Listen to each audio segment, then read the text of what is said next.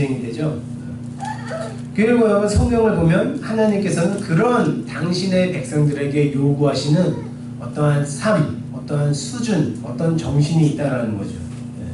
그래서 그것을 이루시기 위해서 하나님께서 그 당신의 백성들에게 사용하시는 것이 뭐냐면 고난과 형통이라는 거예요. 그래서 여러분 구약의 이스라엘을 보면 이스라엘 주변에는 늘 하나님께서 사용하신 막대기와 채찍 같은 나라들이 있었죠. 그래서 거룩한 하나님의 백성으로서의 어떤 정체성을 잃어버릴 때 하나님께서 어떻게 해요? 그 주변의 강대국을 딱 쓰시는 거예요. 그들을 막대기로 쓰시는 거예요. 그래서 어떻게 해요? 이스라엘 백성들을 막 때리는 거죠.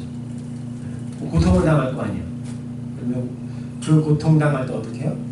그 이스라엘 백성들이 깨닫게 되는 거죠. 아, 우리가 이런 죄를 줬구나. 다시 하나님을 우리가 떠났구나. 다시 하나님께로 돌아가야겠다.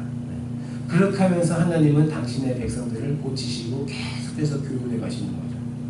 또 반대로 그런 하나님의 백성들이 어떤 빛의 열매를 맺고 거룩한 그런 삶을 살아갈 때는 어떻게 해요? 하나님이 그 모든 나라들을 다 정복할 수 있는 어떤 그런 형통의 삶을 주시죠. 그래서 그런 고난과 형통이라는 방법을 통해서 하나님께서는 당신이 내가 너의 하나님이야 그걸 보여주는 거고, 그리고 또 하나는 그걸 통해서 당신의 백성들을 만들어 가신다라는 거죠.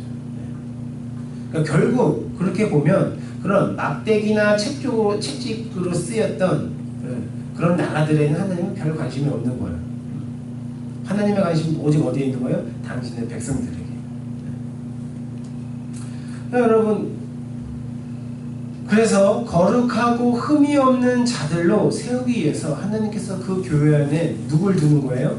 메기 같은 가라지들을 두는 거예요.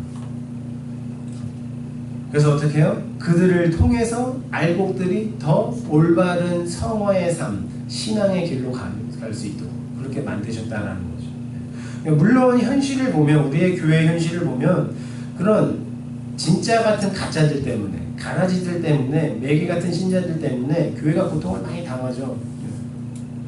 어려움을 많이 당해요. 그러나 그런 섭리들을 통해서 알곡들은 어떻게 해요? 알곡으로 더 익어간다라는 거예요.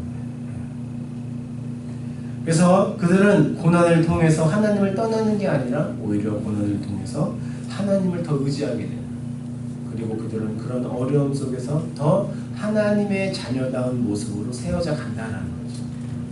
그래서 여러분 사실 가라지들로 인해서 교회가 많이 피해를 받는데, 그래서 오늘날도 보면 어떤 전도의 문이 막히기도 하고 세상으로부터 그런 비난의 대상이 되기도 하고, 그리고 교회의 어떤 교회다움을 잃어버릴 수도 있어요. 그런 가라지들 때문에. 그러나 중요한 것은 뭐냐면 하나님의 관심은 알곡에게 있고 그 알곡들의 영적인 성숙을 통해서 이루실 당신의 나라가 얻게 될 영적인 유익이 더 크기 때문에, 그래서 어떻게 해요?